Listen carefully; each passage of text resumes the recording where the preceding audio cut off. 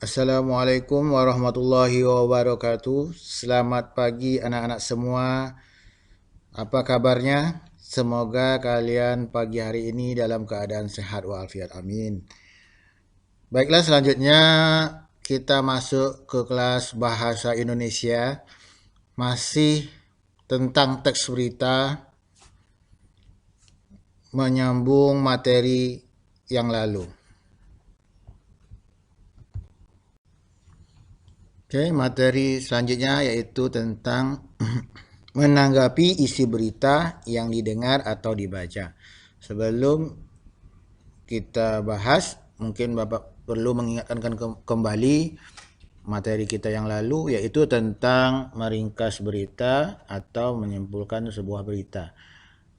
Mungkin anak-anak sudah memahami, mungkin masih mengingat materi yang lalu, yaitu caranya pertama, kita harus membaca terlebih dahulu atau mendengar sebuah berita. Yang kedua, lalu kita membuat unsur-unsur sebuah berita. Apa itu unsur sebuah berita? Yaitu 5W plus 1H. Dalam istilah bahasa Indonesia dikenal dengan adik Simba. Cara nomor 3, lalu kita membuat ringkasan sebuah berita dari unsur-unsur berita tersebut.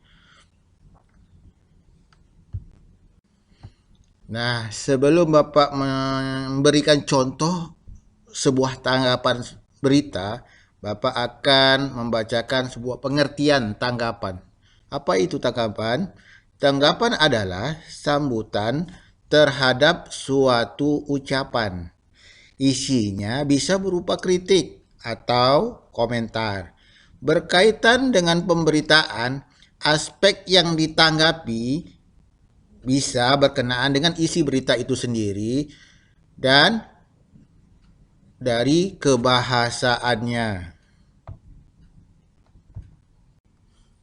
Nah, contoh tanggapan dari aspek isi berita. Contoh 1, saya kira informasi yang disampaikan berita itu cukup akurat karena isinya tidak jauh berbeda dengan informasi-informasi yang disampaikan sumber berita lain.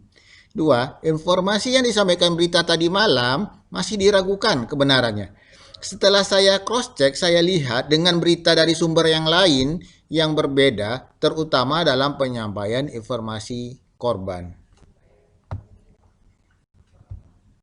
Nah, yang ini contoh tanggapan dari aspek kebahasaan. Contohnya, bahasa yang disampaikan berita itu cukup jelas. Sebagai pendengar, mudah untuk memahami informasi. Tanggapan isi berita itu berupa kritik atau komentar. Nah, ini sebuah bagian yang Bapak bahas tadi ya tentang aspek berita yang ditanggapi. Aspek berita yang ditanggapi itu ada 2. Tadi ada isinya, isi atau struktur berita yang ditanggapi. Yang kedua, bahasa berita atau kebahasaannya. Isi struktur berita itu mencakup kebenaran berita yang satu di media cetak dengan berita yang lain mungkin di media elektronik. Ya, kebenaran atau kelengkapan isi beritanya.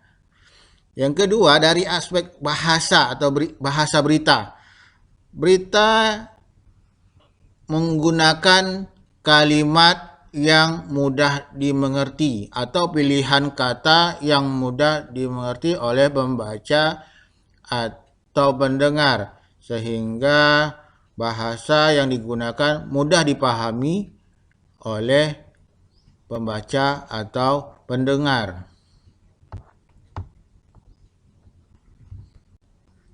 Nah, selanjutnya Bapak akan menyampaikan cara kita mengemukakan tanggapan kita, komentar atau kritikan kita. Satu caranya adalah tanggapan berhubungan dengan masalah yang dibicarakan. Misalnya kita ingin berkomentar atau mengkritik suatu berita. Yang kita sampaikan, yang kita tanggapi adalah berita tersebut tidak boleh melenceng kepada berita yang lain. maksudnya. 2. Disampaikan dengan kata atau kalimat yang tepat. 3. Tanggapan disampaikan dengan sopan. Jika ingin mengkritik atau memberi komentar, kita harus mematuhi tata krama dalam berbicara. Harus sopan. 4. Tidak mengulangi pendapat yang telah disampaikan oleh orang lain.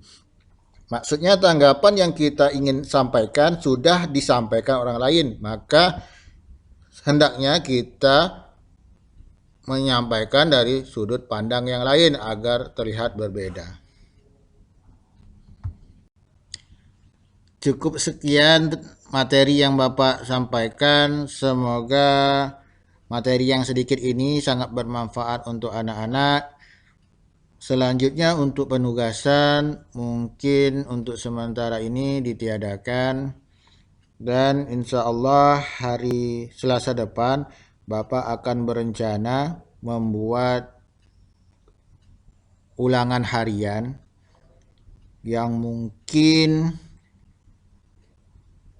Bapak informasikan kembali di Google Classroom atau di grup kelas 81 melalui wali kelas. Terima kasih.